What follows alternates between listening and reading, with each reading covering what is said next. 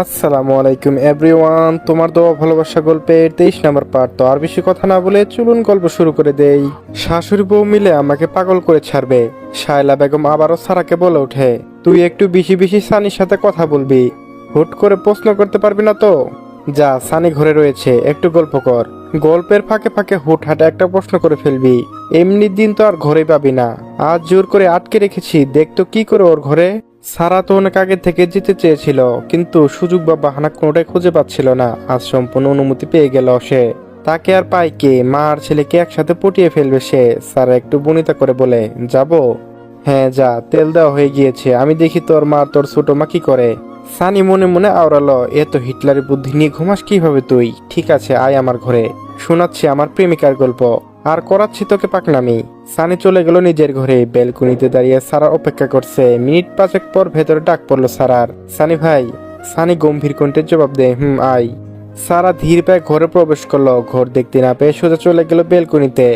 Sunny railing ধরে দাঁড়িয়ে আছে। সারা সানির পাশে অনেকটা দূরত্ব রেখে দাঁড়ালো। আপনার শুল কেমন এখন? সানি বলে, ভালো।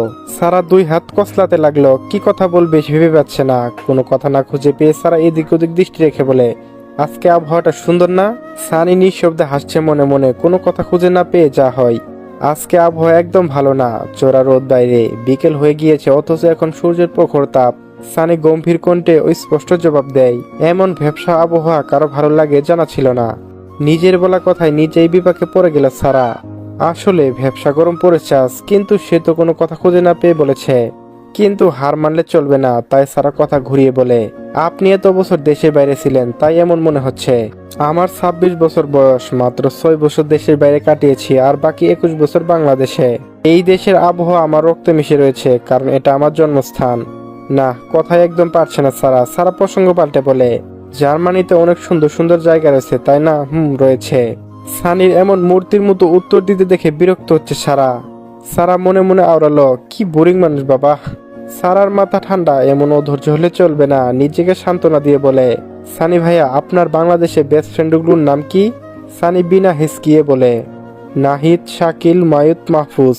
সারা একটু খুশি হলো, একটি মেয়ে মানুষের নাম বলল না। সারা আবার প্রশ্ন করে, এগুলোর ভিতর কার সাথে আপনার বেশি ভালো সম্পর্ক? সানি বলে, নাহিদ। জার্মানির বেস্ট ফ্রেন্ড? এলেন, এলিভার, শেহজান। নামগুলো শুনে বুঝতে পারলো একজন বাংলাদেশ আর বাকি সবাই দেশের বাইরের। এখানেও মেয়ের নাম নেই। সারা এবার খুশিতে আটখানা।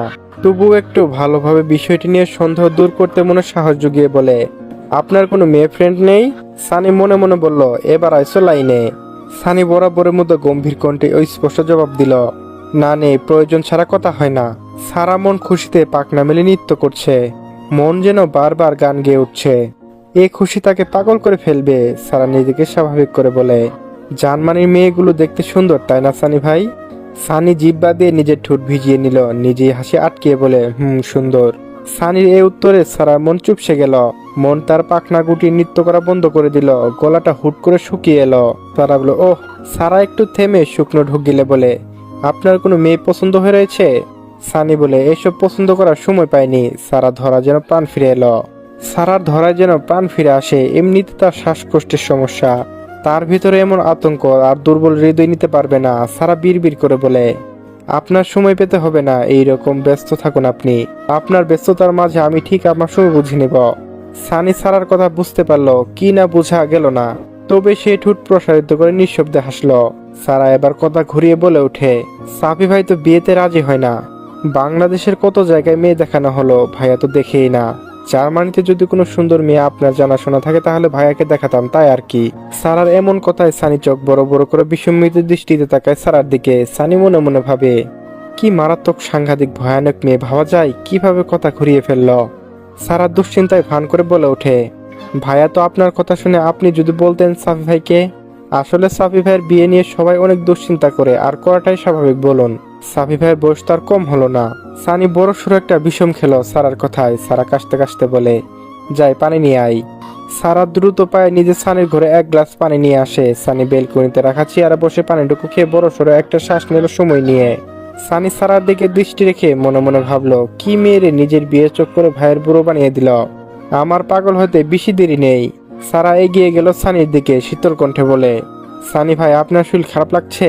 সানি নাসূচক মাথা নাড়িয়ে উঠে দাঁড়াতে দাঁড়াতে বলে, ঠিক আছে, আমি গলাটা শুকিয়ে এসেছিল তাই। এখন ঠিক আছে তো? ঠিক আছে। সারা এবার অনুনয় সুরে বলে, সানি ভাই বলবেন তো ভাইয়াকে? ভাইয়া বিয়ে খাওয়া অনেক শখ আমার। সানি তার মোটা ভু দুটো বাকিয়ে সারার দিকে দৃষ্টি রেখে বলে, তোর সাফি ভাইয়ের বিয়ে খেতে ইচ্ছে করছে, তুই বল গিয়ে, আমি কেন বলতে যাব? সারা কপাল কুঁচকে বলল, কেন, আপনার ইচ্ছে করছে না? সানি স্পষ্ট জবাব দিল, না। সারা বেশ বিরক্ত হলো সানির উপর। সানির দিকে বিরক্ত ভরা দৃষ্টি তাকিয়ে বিড়বিড় করে বলে, নিজেও বিয়ে করবে না, অন্য কারো বিয়ে হোক সেটাও চাইবে না। সানি কি ভেবে যেন আবার বলে ওঠে, এটা কোনো জোর জবরদস্তির বিষয় নয়, এটা যার যার একান্ত ব্যক্তিগত বিষয়, ব্যক্তিগত সিদ্ধান্ত। সাফি ভাই যখন ভালো মনে করবে তখনই তিনি তার জীবনে গুরুত্বপূর্ণ সিদ্ধান্ত নেবে। আর জীবনসঙ্গী বেছে নেওয়া এটা একান্তই তার ব্যক্তিগত ব্যাপার। তার দৃষ্টি যাকে দেখে মনে হবে সে তার সঙ্গে সারা জীবন কাটাতে পারবে, তাকেই বিয়ে করবে। এখানে আমার কিছু বলার নেই। সারা স্থির দৃষ্টিতে তাকিয়ে রইল সানির দিকে, খুবই মনোযোগ দিয়ে শুনলো তার কথাগুলো। সারা খুব জানতে ইচ্ছে করছে সানির দৃষ্টিতে কি মনে হয় সারা জীবন তার সঙ্গে কাটাতে পারবে। সে তো পারবে এই মুখটির দিকে তাকিয়ে অনায়াসে জীবন পার করে দিতে। সে তো চেয়েছিল মানুষটাকে ঘৃণা করতে, অভিমান নিয়ে দূরে থাকতে, কিন্তু ব্যর্থ সে। আবারও আটকা পড়লো একই ভুলের ফাঁদে। ভালোবেসে কিছু মানুষ নির্লজ্জ হয়। সারা ভাবলো সে নির্লজ্জের দলে। নির্লজ্জ না হলে এই দৃষ্টি কেন আটকে যায় বারবার একই মানুষের মুখ পানে? যে মানুষটা তাকে ফিরিয়ে দিয়েছিল, নির্লজ্জ না হলে কি আবারও দাঁড়িয়ে থাকে সে মানুষটার সামনে? তার মন নির্লজ্জ না হলে সে আবারও কি বাজে হৃদয়ে একটি সুর? তার সকল রাগ অভিমান কেন হারিয়ে যায়? মন কেন বারবার বলে ওঠে, অমরণ চেয়েছি তোমায়? সারার স্ত্রীর দৃষ্টি দেখে সানি নিঃশব্দে মুচকি হেসে তার মোটা ভ্রু দুটো বাঁকালো। সারার সঙ্গে সঙ্গে তার দৃষ্টি সরিয়ে সামনের দিকে তাকায়। দুজনের মাঝে নীরবতা। দুইজনে অনেক কিছু বলার থাকলেও মুখ ফুটে বলতে পারছে না কেউ। সূর্যের আলোর তাপ একটু কমতে শুরু করেছে। সারার মন বেশ উৎফুল্ল করছে একটা প্রশ্ন করতে। ভয়, জড়তা দুটোই কারণে বলতে পারছে না সারা। শুধু রেলিং এর উপর দুই হাত রেখে অনবরত নাড়ছে।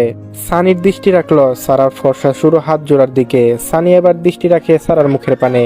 সূর্যের কিরণের লালচে আভা ছড়িয়ে পড়েছে তার মুখে।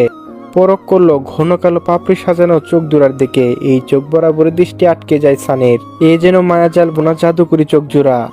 এই চোখ জোড়া নিয়ে সে হাজারো উপন্যাস লিখতে পারে সানি। সানি শুকনো ঢোক গিলে বলে, চুপ কেন? সারা মনে সাহস জাগালো। দুই হাত শক্ত করে মুঠো করে ধরলো গলায় বাঁধা উড়নাধার। সারা ভয়ে শুকনো ঢোক গিলে কয়েকবার। কণ্ঠস্বর আটকে আসছে তার। ভীত গলায় বলে, একটা কথা বলবো সানি ভাই? বল। আপনি কি এমন কাউকে খুঁজে পেয়েছেন? সানি নিঃশব্দে হাসলো। সারার এমন কর্মকাণ্ড দেখে এটাই আন্দাজ করেছিল সানি। সারা তাকে এমন কিছু প্রশ্ন করবে। সারা উত্তরে আশায় অধিক আগ্রহে তাকিয়ে রইল সানির মুখের পানে। হৃদয়ের কম্পন বেড়ে যাচ্ছে ক্রমাগত। সানি তাকিয়ে আছে দূর আকাশের দিকে। ঠোঁটের কোণে লেগে থাকা স্মিত হাসি। সানি ঘাড় ঘুরিয়ে তাকালো সারার দিকে। সারার অধিক আগ্রহের উত্তরের অপেক্ষা দৃষ্টি প্রখর করছে সে, কিন্তু এখনো সে উত্তরের অপেক্ষা শেষ হয়নি। জবাব দিবে যেই দিন লাল বেনারসি পরে প্রিয় মানুষটার অপেক্ষা করবে তার জন্য। তার অপেক্ষার অবসান ঘটিয়ে ধরা দিবে সে। থাকবে না কোনো বাধা, থাকবে না কোনো দূরত্ব। পূর্ণতা মিলন ছড়িয়ে পড়বে সমস্ত জুড়ে। তার ভালোবাসা, তার অপেক্ষা, তার ধৈর্যর বৈধতা খাতায় নাম লিখাবে সে। বাঁধবে পবিত্র বন্ধনে। সকল প্রশ্নের জবাব দিবে সে। সবটা উজাড় ভালোবাসবে তাকে। তখন এই পুরো দুনিয়ার সামনে বলতে কোনো বাধা থাকবে না, অমরণ চেয়েছি তোমায়। সানি আবারও তার দৃষ্টি সরিয়ে নিল। চোখ রাখলো দূর আকাশে। সূর্যটা আস্তে আস্তে হারিয়ে যাচ্ছে মেঘের আড়ালে। মেঘ যেন ঢেকে দিচ্ছে সূর্যকে। এখন তার বিশ্রামের পালা। সানি আকাশের দিকে দৃষ্টি রেখে বলে, আমি আমার কেরিয়ারে সম্পূর্ণ ফোকাস দিচ্ছি। এইসব ভাবিনি এখন, পরে ভেবে দেখা যাবে। সারার মনটা খারাপ হয়ে গেল। বিষণ্ণতায় ঢেকে গেল তার মুখ। হারিয়ে গেল তার ঠোঁটে লেগে থাকা হাসি। সারার মলিন মুখটার দিকে তাকালো সানি। সারা তো তার জবাবে সন্তুষ্ট নয়, এটা সানি বুঝতে আর বাকি রইল না। সারা ছোট করে জবাব দিল, ও। সারা এদিক ওদিক তাকিয়ে আবার বলে ওঠে, আমি আসি তাহলে। সারা চলে আসতে পা বাড়াতে নিলে সানি সারা ডান হাতে সরু কবজি নিজের হারান হাতে মুঠো নেয়। সারা অবাক হয়ে তাকায় সানির দিকে। সানির দৃষ্টি এত সময় আকাশের দিকে ছিল, এখন ঘুরে তাকালো সারা মুখের দিকে। সারা অবাক চোখ জুড়ে তাকিয়ে রইল কিছু সময়। চোখের ভাষায় বুঝতে যাচ্ছে অনেক কিছু। চোখেও ভাষা রয়েছে, চোখের ভাষা ক্ষমতা অসীম। মুখের ভাষা যখন অনেক সময় মনোভাব প্রকাশ করতে ব্যর্থ হয়, সেই ভাব প্রকাশ করে দৃষ্টির মধ্যে লুকিয়ে থাকে হাজারো অনুভূতি, অভিধান। মুখের অভিব্যক্তি কখনো কখনো মিথ্যা হয়ে যায়, কিন্তু চোখের আকাশে জমে থাকা স্বপ্ন ওপার থেকে সত্য এক জোড়া তারকা সবসময় ঝিলিক করে ওঠে। কথার প্রচিরে মৃদু শব্দের বন্দী, কিন্তু চোখের দৃষ্টিমুক্ত। সে ঘর থেকে বাইরে বেরিয়ে এসে হৃদয়ের আনন্দে গোপনীয়তা জানিয়ে দেয়। এইভাবে যেন চোখের ভাষা মৃত্যু ও গোপন গল্প যেন বলে যায়। সানি তাই বুঝিয়ে দিতে চাচ্ছে দৃষ্টি এক অসীম ক্ষমতা দিয়ে। চোখের ভাষায় আশ্বাস দিতে চাচ্ছে তার সুবর্ণ নয়নের রানীকে, আমার দৃষ্টি তুমি সৃষ্টিকর্তার তৈরি আমার জীবনের অমূল্য রত্ন, যাকে সে পেতে চায় তার জীবনের প্রতিটা নিঃশ্বাসে। সে তার সাথে আজীবন কাটাতে পারবে কিনা এটা কোনো ভাবার বিষয় নয় তার কাছে, কারণ প্রিয় মানুষটার ভাবনা তাকে এক মুহূর্তের জন্য ছুটি দেয় না। তাহলে তাকে ছাড়া আজীবন কিভাবে কাটানো সম্ভব? যেখানে তাকে ছাড়া কাটানো সম্ভব নয় সেখানে এই প্রশ্ন মস্তিষ্কে ধারণ করা বোকামি আর হাস্যকর। সারার চোখ জোড়া স্থির দৃষ্টি, ঠোঁটের কোণে স্মিত হাসি রেখে বলে, এখন ভাবি না তার মানে এই নয় ভবিষ্যতেও ভাববো না। সানির হুট করে এমন জবাবে লজ্জায় আড়ষ্ট হয়ে গেল মেয়েটা। মলিন মুখটায় লজ্জায় লাল রক্তিম বরণ ধারণ করলো মুহূর্তেই। চোখ জোড়া নামিয়ে নিল সারা, লজ্জায় ছুটে পালাতে ইচ্ছে করছে তার, হৃদয়ের স্বাভাবিক কম্পন, শ্বাস যেন আটকে আসছে। কিন্তু এত লজ্জা কেন পাচ্ছে সে? সানি তো তাকে উল্লেখ করে কিছু বলেনি, আজ না হয় কাল তো সে বেছে নেবে তার জীবন সঙ্গীকে, এটা তো স্বাভাবিক। তাহলে এখানে লজ্জা পাওয়ার কি রয়েছে? নিজের এমন কর্মকাণ্ডে অস্বস্তিকর পরিবেশে ছড়িয়ে পড়লো চারিদিকে। নিজেকে স্বাভাবিক করার চেষ্টা করলো সারা। সানি সারার হাতে কবজি ছেড়ে দিতে দিতে বলে, সময় হলে ঠিকই ভাববো, তখন বেছে নেব আমার জীবন সঙ্গিনীকে। সারা নিজের অস্বস্তি কাটিয়ে অনেকটা কৌতূহল নিয়ে প্রশ্ন করে, ভালো, আপনার জীবন সঙ্গিনীকে কি? আসসালামু আলাইকুম এভরিওয়ান, তোমার দেওয়া ভালোবাসা গল্পের 24 নম্বর পার্ট। তার বেশি কথা না বলে চলুন গল্প শুরু করে দেই। সারা নিজের অস্বস্তি কাটিয়ে অনেকটা কৌতূহল নিয়ে প্রশ্ন করে, ভালো, আপনার জীবন সঙ্গিনীকে কিভাবে বেছে নেবেন? সারা যে তাকে এমন প্রশ্ন করতে পারে এটা সানি আগে থেকে আন্দাজ করতে পারে তার দৃষ্টি আর কর্মকাণ্ড দেখে। সানি মনে মনে নিঃশব্দে হেসে বলে, সেভাবে বেছে দেখিনি, তবে ভাবতে হবে খুব শীঘ্রই। যে কার মুখে আমারও শুনতে হয় বড় হয়ে যাচ্ছে কিন্তু এখনো বিয়ে করিনি। সানির ঠোঁটে রহস্যময় এক হাসি। সারা চোখ মুখ খিসে বন্ধ করে ফেলে। সানি যে কথাটা তাকে উদ্দেশ্য করে বলেছে এটা তার বুঝতে বাকি নেই। নিজের বোকামির কথা নিজেরই ভীষণ লজ্জা লাগছে সারার, এই জন্য ভেবে চিন্তে কথা বলতে হয়। নিজের বোকামি আর কর্মকাণ্ডে নিজের ভাইকে বুড়ো বানিয়ে ফেলেছে সে। সারা একটু ইস্তস্ত বোধ করে নিয়ে বলে, আমি ওভাবে কিছু বলিনি আর ভাইকে বুড়ো বলিনি, সবকিছুই তো সময় রয়েছে। ভাইয়া তো বিয়ের বয়স হয়েছে, পাত্রী ঠিক করতে হবে না?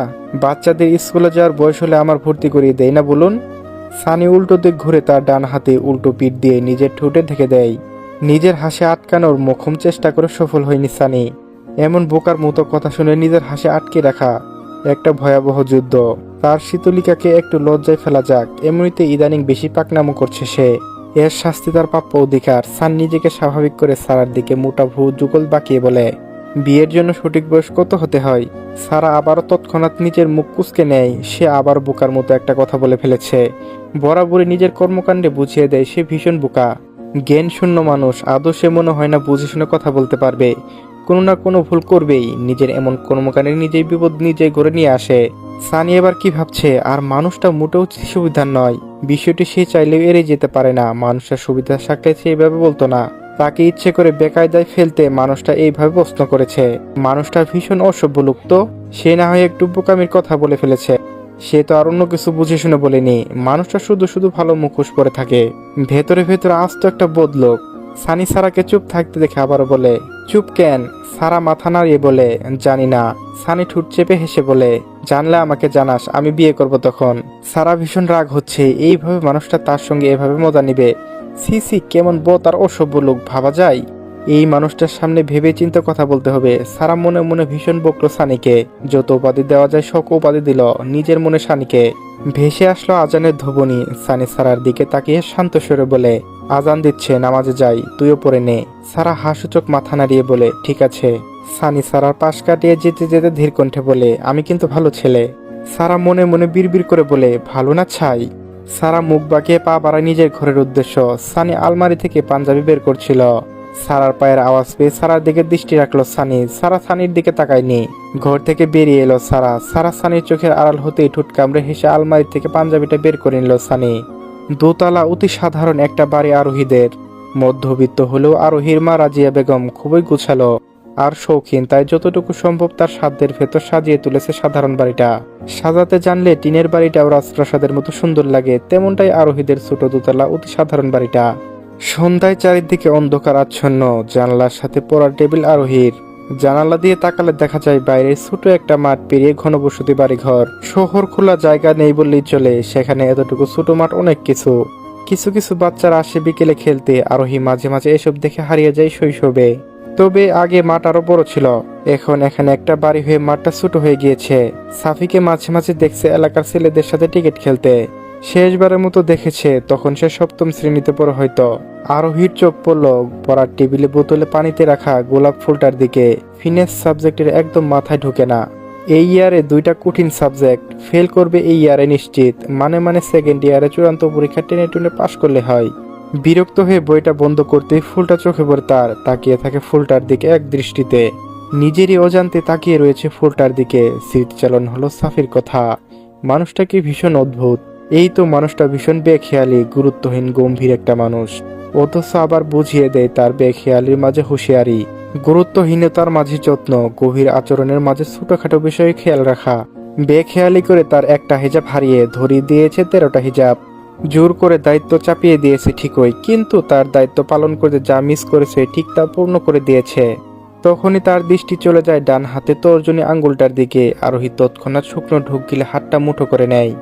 মাথা ঝাঁকিয়ে বিরক্ত হয়ে বলে ওঠে, কি সব বাজে বাজে ভাবছে আরোহী? তোর মাথা পাগল হয়ে গিয়েছে? শেষে কিনা তুই পেঁচা মুখো কথা ভাবছিস? নিজের সুখের জীবনের দিকে নিজেই নজর দিচ্ছিস। আরোহী বিরক্ত হয়ে আবারও তাকালো ফুলটার দিকে। এই ফুলের সৌন্দর্য খুব বেশি ভালো লাগছে। ছোট একটা গোলাপ ফুল, গাঢ় লাল রং, তার সাথে সবুজ 3টে পাতা। তার ভাই লাবিব আর সারা পর কেউ তাকে ফুল উপহার দিল। আরোহী তৎক্ষণাৎ ভাবলো এটা উপহার নয়, বাধ্য হয়ে গুছিয়ে দেওয়া। নিজ ইচ্ছেই তো দেয়নি, আর তার নিজ ইচ্ছেই দিতেই যাবে কেন? কি সব আজগুবি কথা ভাবছে আরোহী। খুবই বিরক্ত হলো নিজের উপর। আরোহী কি ভেবে অমনোযোগী হয়ে ফুলটা ধরতে নিলে গোলাপ ফুলের তীক্ষ্ণ কাঁটা খুব বাজেভাবে আঘাত করলো তাকে। মুহূর্তে আঙ্গুল থেকে গড়িয়ে পড়ে লাল রক্ত, ঠিক গোলাপ ফুলটি রঙের মতো। আরোহী ব্যথায় কুকরিয়ে ওঠে, কাটা যন্ত্রণায় একটু তীব্র হয়। আরোহী একবার তার ক্ষত হওয়া আঙ্গুলটার দিকে তাকায়, আর একবার ফুলটার দিকে। এই ফুলের এত সৌন্দর্য, যাকে ভালোবাসার প্রতীক বলা হয়, অথচ এই ফুল তো মানুষকে আঘাত করে। তবু ভালোবাসা প্রতীক কিভাবে হয়? ভালোবাসি মানুষকে আঘাত করে? যদি আঘাত করে তাহলে মানুষ ভালোবাসবেই বা কেন? কমার্সের ছাত্রী হয়ে হিসেব মিলাতে ব্যর্থ। যদিও সে কম বোঝে ছাত্রী, তবু এতটা কম বুঝে না। তাই কম বুঝে আর কি। আরোহী খেয়াল করলো ক্ষত হওয়া আঙ্গুলটা ডান হাতের তর্জনী আঙ্গুল। আচমকা বুকটা কেঁপে উঠল তার। তাকিয়ে রইল নখটার দিকে, রক্ত বন্ধ করার চেষ্টা করলো না। অদ্ভুত দৃষ্টিতে তাকিয়ে রইল। নিজের এমন অদ্ভুত কর্মকাণ্ডের কারণ তার কাছে অজানা। আরোহী বাম হাতটা দিয়ে ফোন হাতে নিয়ে ক্ষত হওয়া আঙ্গুলটার ছবি তুলে নিল। এরপর ড্রয়ার থেকে অ্যান্টিসেপটিক ক্রিম বের করে লাগিয়ে নিল। ওষুধ কাটা জায়গায় স্পর্শ করতে জ্বলে উঠল তার ক্ষত স্থান। আরোহীর হাতটা একটু কেঁপে উঠল। আরোহী তাকিয়ে রইল আঙ্গুলটার দিকে, এরপর তাকালো ফুলটার দিকে। এই ফুল তাকে আঘাত করেছে, অথচ বিন্দু মাত্র ফুলটার প্রতি রাগ, অভিমান, ঘৃণা কিছুই হচ্ছে না। ঘৃণায় রাগে ফেলে দেয়নি ফুলটাকে। সযত্নে এখনো বোতলের পানিতে ভাসমান। আরোহী মাথায় অদ্ভুত সঙ্গে ঘুরপাক খাচ্ছে। মনে হলো রবীন্দ্রনাথ ঠাকুরের উক্তি, সত্যিকারে ভালোবাসার সম্পর্ক তৈরি হয়, সেখানে ঘৃণার কোনো স্থান থাকে না। এই জন্য মানুষ হয়তো ফুলকে ঘৃণা করতে পারে না, কাটার আঘাত বরণ করে আগলে নিয়ে রাখে তাকে। কি সব অদ্ভুত চিন্তা বাসা বাঁধছে তার মনে। আরোহী নিজেকে চিন্তাধারা পাল্টে নিতে চাইল। টেবিলের উপর রাখা ফুলটা আবার হাতে নিল সে। খুব সুন্দর করে ফুলের ছবি তুলে নিল। এরপর তার আঙ্গুলের ক্ষত স্থান থেকে ঝরে পড়া রক্তের ছবি আর গোলাপের এক ছবি যোগ করে স্টোরি দিল।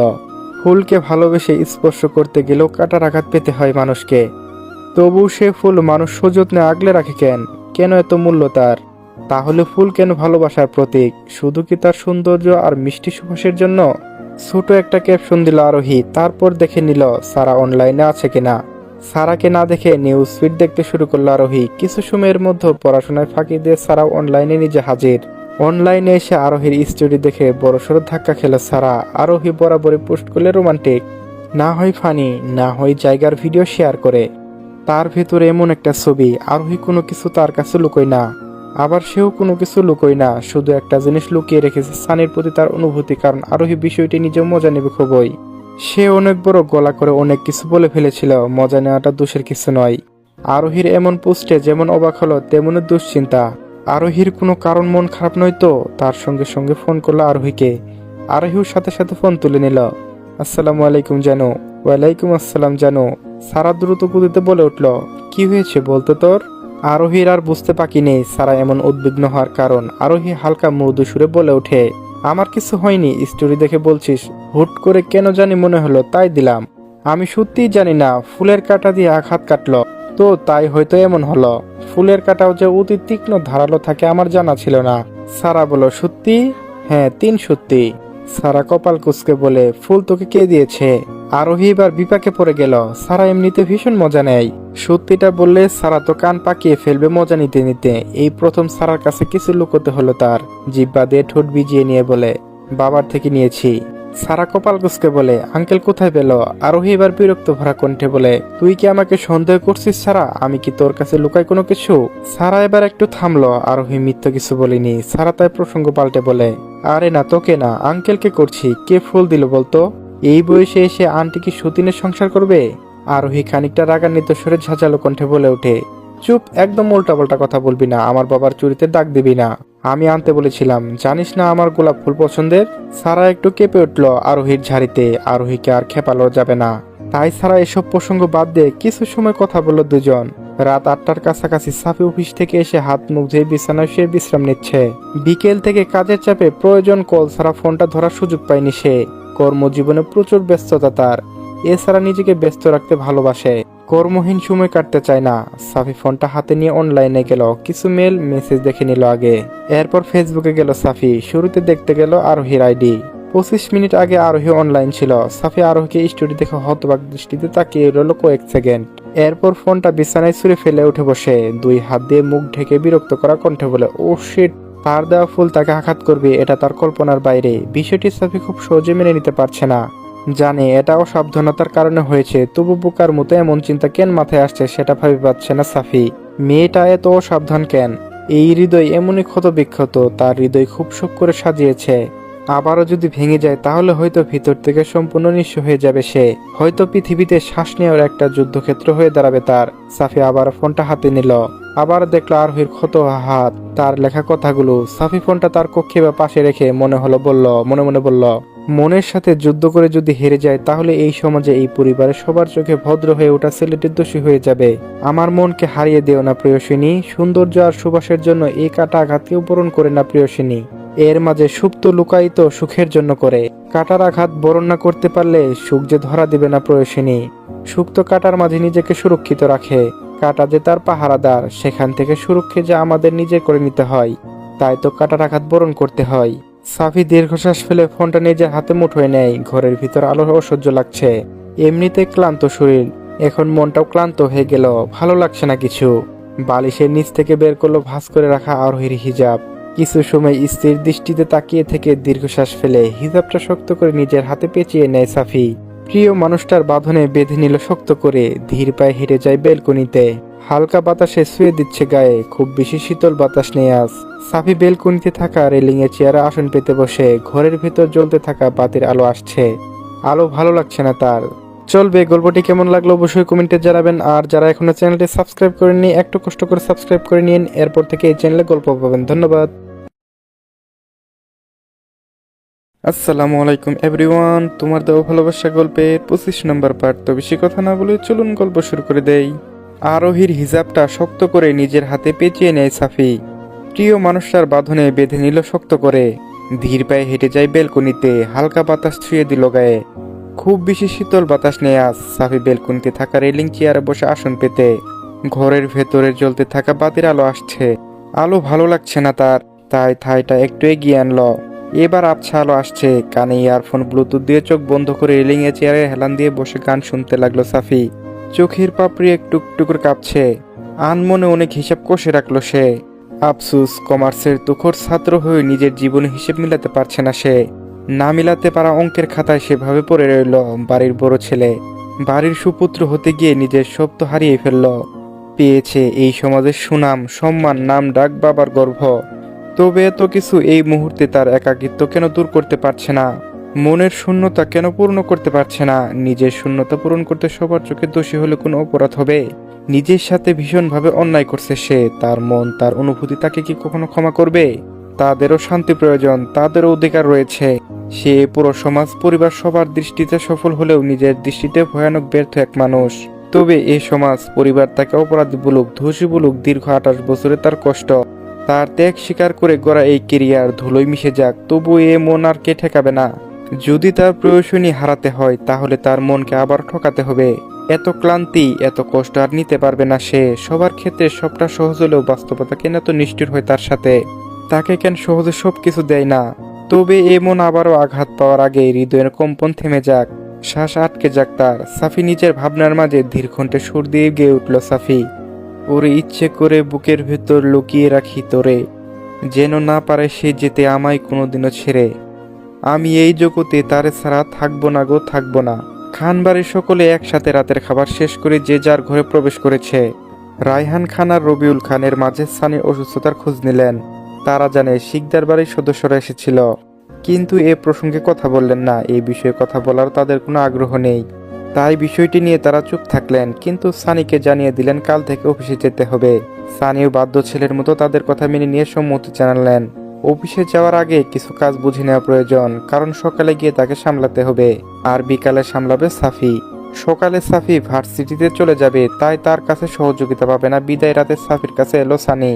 দুইজনে মিলে অফিসের কিছু কাজ দেখে নিল। সাফি সুন্দর করে বুঝিয়ে দিল সবটা। সানি খুব সহজে বুঝে নিল। সানি অনেকক্ষণ যাবৎ খেয়াল করছে সাফির মনটাকে একটু ভারী, যদিও সে বুঝতে দিচ্ছে না। কিন্তু সাফির সঙ্গে তার খুবই ভালো বোঝাপড়া থাকায় বিষয়টি তার বুঝতে কষ্ট হলো না। কাজ শেষে সোফায় আরাম করে হেলান দিয়ে বসে আর মোড়া দিল সানি। সানি আর মোড়া দিতে দিতে বলে, একদিন শুয়ে থেকে পুরো গা ব্যথা হয়ে গিয়েছিল আমার। সাফি ল্যাপটপ বন্ধ করতে করতে বলে, অসুস্থ ছিলি, এই রেস্টের দরকার ছিল। কাল থেকেই তো শুরু হবে আবার, 2 দিন রেস্ট নিয়ে কাজ শুরু করলেই তো না না, তার প্রয়োজন নেই। এইভাবে থাকলে আমি বরং অসুস্থ হয়ে যাব। সানি সাফির দিকে তার মোটা যুগল বাঁকিয়ে জিজ্ঞাসু দৃষ্টিতে তাকিয়ে বলে, তোমার কিছু হয়েছে সাফি ভাই? সাফি স্বাভাবিকভাবে জবাব দেয়, কই কিছু না তো। সানির সন্দেহের দৃষ্টিতে তাকিয়ে রইল সাফির দিকে। সাফি সানির দৃষ্টি দেখে বুঝতে পারছে না, জেনে ছাড়বে না। আর সানির এই স্বভাবের জন্য চাইলেও কিছু লুকাতে পারে না সে। সাফি দীর্ঘশ্বাস ফেলে বলে, তেমন কিছু নয়, মাঝে মাঝে হাঁপিয়ে উঠি জানিস। এই বাধার জীবনে খুব ক্লান্ত হয়ে পড়ি। মাঝে মাঝে মনে হয় সব ভুলে যাই।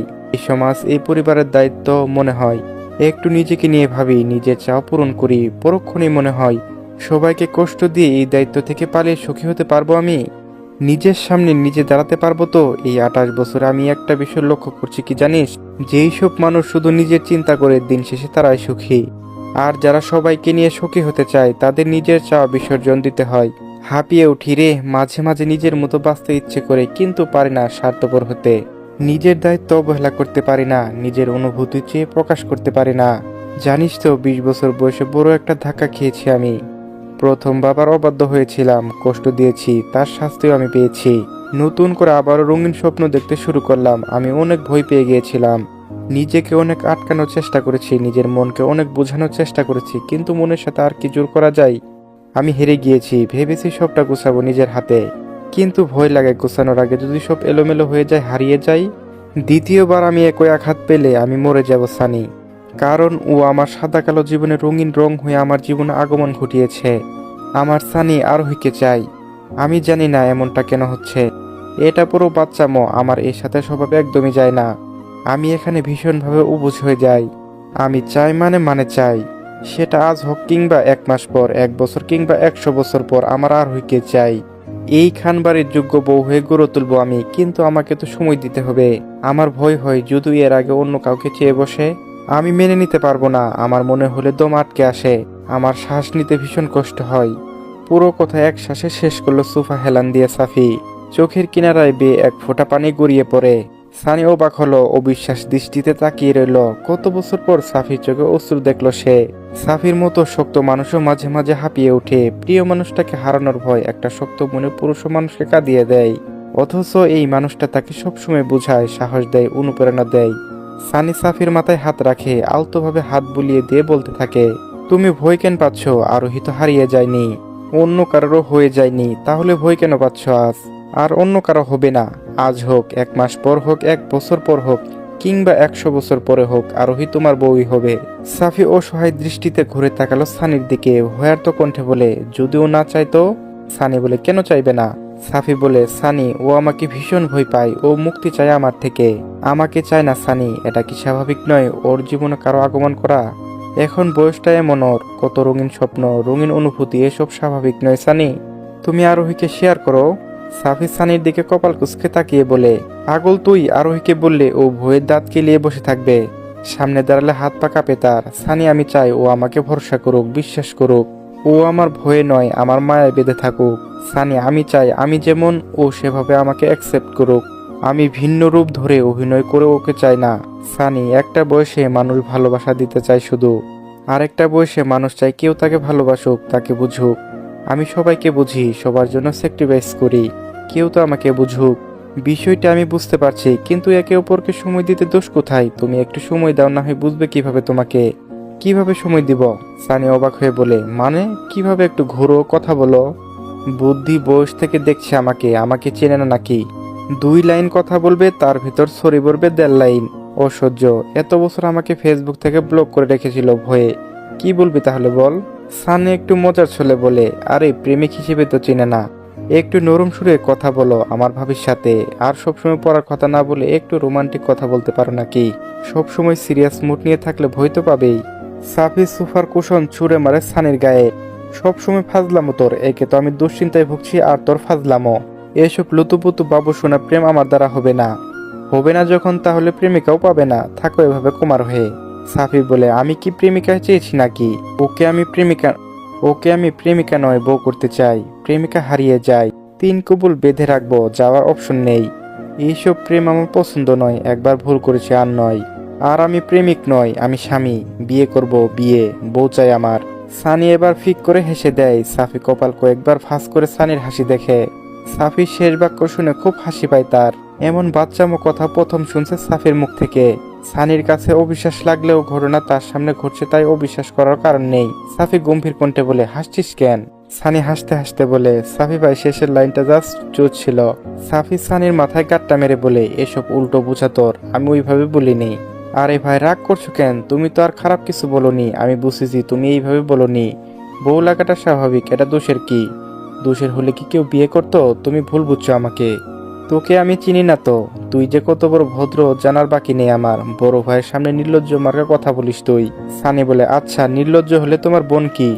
বিয়ে করার জন্য তোমাকে বুড়ো আর আমার মায়ের কাছে আমাকে ফর্সা চরিত্রে কালি দাগ লাগিয়ে দিয়েছে। সাফি বিস্মিত কণ্ঠে বলে, মানে কি? সানি শুরু থেকে সবটা খুলে বলল। সাফি হা করে সবটা শুনলো। সাফি এবার সোজা হয়ে বসলো, মাথায় হাত রেখে বলে, ওরে আল্লাহ। সানি এবার ভনিতা করে বলে, ভাই বোন দুজনে বিয়ের জন্য পাগল হয়ে গিয়েছে, আমি আর এদের নিয়ে পারি না। সাফি চোখ জোড়া ছোট করে কপাল কুঁচকে তাকায় সানির দিকে। আমিও দেখছি তুই কবে বিয়ের কথা বলিস। সানি আর মোড়া দিতে দিতে বলে, হুবু বউ আমার বিয়ের জন্য উতলা হয়ে গিয়েছে। হুবু বউর হয়ে আমার কিছু দায়িত্ব আছে নাকি? বউয়ের শখ পূরণ করব, তা না তো কার করব বলো? এত কিছু কার জন্য করছি বলো? এই বউটার জন্যই তো। শেষ বাক্যটা একটু লজ্জা রাঙা ভাব নিয়ে বলল সানি। সাফি আবারও আর একটা কুশল ছুঁড়ে মারল সানির দিকে। ঢং করিস আমার সাথে, ড্রামাবাজ। তোর সাথে আমার বোনের বিয়ে দিচ্ছি না, যা। সানি সাফিকে চোখ মেরে বলে, এই যে এই শরীরে যে রক্ত বইছে শিকদার বংশের, মেয়ে তুলে নিয়ে গিয়ে বিয়ে করা রক্ত, বুঝছ? তুই কি আমাকে ভয় দেখাচ্ছিস? মোটেও না, স্মরণ করে দিলাম আর কি। তারপরও ছেড়ে যাওয়া এটাও রয়েছে, শিকদার বংশে, এটাও স্মরণ কর। সানি তোর জন্য আঙ্গুল নাড়িয়ে মাথা সম্মতি জানলো আর বলতে লাগলো, শিকদার বংশের কেউ কেউ বউ ছেড়ে যায়নি, সব বউ পাগল। ভবিষ্যতে আমিও হব, মানে অলরেডি হয়ে আছি। শিকদার বংশের লোকেরা রাগী হোক, জেদি হোক, ভণ্ডামি করুক, রাজনীতি করুক, যাই করুক, বউকে নিজের জীবন বাজি রেখে রক্ষা করে। আমার বাবাকেই দেখো, মাকে কখনো বিপদে ছায়া পড়তে দেয়নি, নিজের শেষ নিঃশ্বাস পর্যন্ত আগলে রেখেছে। সানি দীর্ঘশ্বাস ফেলে আবারও বলে, মৃত্যুকে বিচ্ছেদ বলি না আমি, জন্ম মৃত্যু এটাই প্রকৃতির নিয়ম। বিচ্ছেদ আমি তাকে বলি বেঁচে থেকে দুজন আলাদা হয়ে যাওয়া। মৃত্যু কখনো একটা সম্পর্কে অপূর্ণতা কারণ হতে পারে না। মৃত্যু তো অন্তত কাল একসঙ্গে থাকার এক ধাপ এগিয়ে যাওয়া।